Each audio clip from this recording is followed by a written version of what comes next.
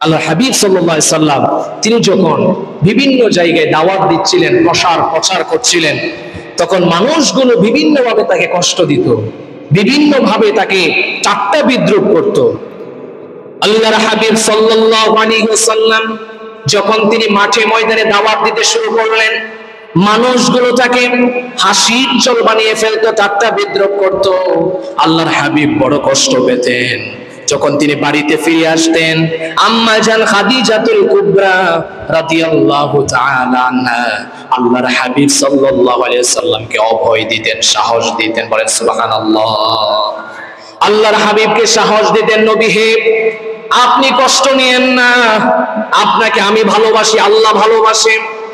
ওহে নবী, আপনি কষ্ট নেবেন না, এই মক্কার মানুষগুলো আপনাকে কষ্ট দেয়। নবী হে, আমি বলে দেই, এমন একটা সময় আসবে এই মক্কার সমস্ত মানুষ আপনাকে মাথায় করে নাচবে। বলেন সুবহানাল্লাহ। সবাই আপনাকে ভালোবাসবে। আল্লাহর হাবিব সাল্লাল্লাহু আলাইহি ওয়াসাল্লাম এই অভয় পেয়ে তিনি খুশি হয়ে যেতেন, তার মনের সকল কষ্ট দূর হয়ে যেত। আল্লাহু আকবার। এখান থেকে আমার মা বোনদের জন্য একটা বিশেষ মেসেজ আছে। আল্লাহর হাবিব সাল্লাল্লাহু আলাইহি ওয়াসাল্লাম বাহিরে কষ্ট পেতেন, কিন্তু বাসায় আসার পরে মা খাদিজাতুল কুবরার অভয় পেয়ে, সাহস পেয়ে আল্লাহর হাবিব সাল্লাল্লাহু আলাইহি ওয়াসাল্লাম খুশি হয়ে যেতেন, কষ্ট লাঘব হয়ে যেত। এখান থেকে আমাদের মা বোনদের শিক্ষা হচ্ছে, আমার মা বোনেরা, আপনাদের যাদের হাজবেন্ড আছে, আপনাদের যাদের স্বামী আছে, আপনাদের উচিত আপনাদের হাজবেন্ডকে, আপনাদের স্বামীকে অভয় দেওয়া, সাহস দেওয়া, যে কোনো কাজে, ভালো কাজে তাদেরকে উৎসাহ দেওয়া। তাদের যদি সহযোগিতা করেন এবং তাকে যদি আপনি সাহস দেন, আমি মনে করি আপনার সাহস, আপনার অভয় পেয়ে তার আরো এক ধাপ এগিয়ে যাবে। কথা বলেন ঠিক কিনা? কিন্তু আমার অনেক মা বোন আছে যারা সাহস দিবে তো দূরের কথা, অভয় দিবে তো দূরের কথা, আরো তাকে কষ্ট দেয়। কথা বলে ঠিক না? আছে না এমন লোক সমাজে? কেমন? হাজবেন্ড বা স্বামী, সে একটা বিজনেস করছে, হঠাৎ করে সে ধরা খেলো বা মাইর খেয়েছে, লস খেয়েছে বিশাল, বেচারা কষ্ট করে, চতুর্দিক দিয়ে বদনাম, মানুষ বলে আমার ঋণের টাকা দাও, অনেক বোঝা। এখন বাসায় আসে একটু শান্তি পাওয়ার জন্য, স্ত্রীর মুখ থেকে কিছু প্রশংসা শুনবে, সান্ত্বনা শুনে তার কষ্টটাকে লাঘব করবে। বিষয়টা এমন না হয়ে উল্টা হয়ে যায়।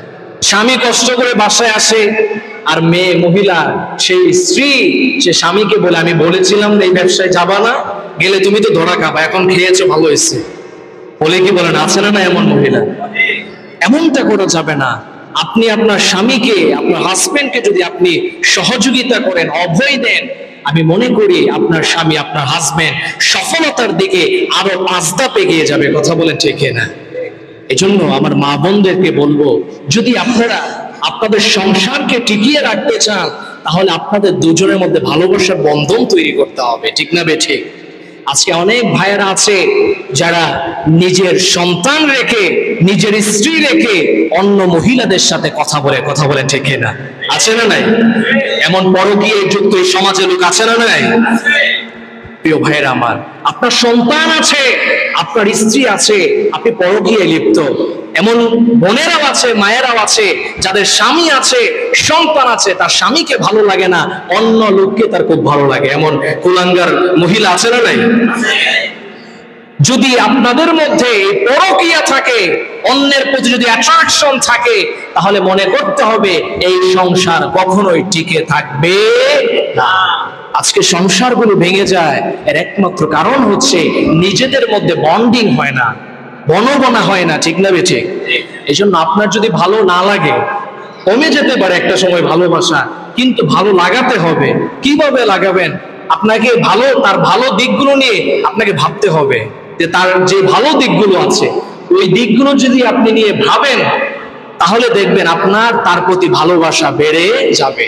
ঠিক ওই রকম ভাবে মা বোনদেরকেও বলবো, আপনার স্বামীকে যদি আপনার কাছে ওই রকম ভালো নাও লাগে, আমি বলবো আপনাকে ভালো লাগাতে হবে। কিভাবে লাগাবেন? আপনার স্বামীর যে ভালো ভালো গুণগুলো আছে, ভালো ভালো দিকগুলো আছে, ওইগুলো নিয়ে আপনি আপনার মনের মধ্যে ঘুরপাক খাওয়াবেন, তাহলে দেখা যাবে একটা সময় আপনাদের মধ্যে ভালোবাসার একটা বন্ধন তৈরি হয়ে যাবে। ঠিক কি না? এই জন্য সমাজে এটা অনেক গুরুত্বপূর্ণ বিষয়। এই জন্য আমি মনে করব, আপনারাও যারা পুরুষ আছেন, একটু তরকারির মধ্যে লবণ কম হয়েছে, একটু হলুদটা কম হয়ে গেল কেন, মরিচটা একটু কম হয়ে গেল কেন, একটু ঝালটা একটু বেশি হয়ে গেল কেন।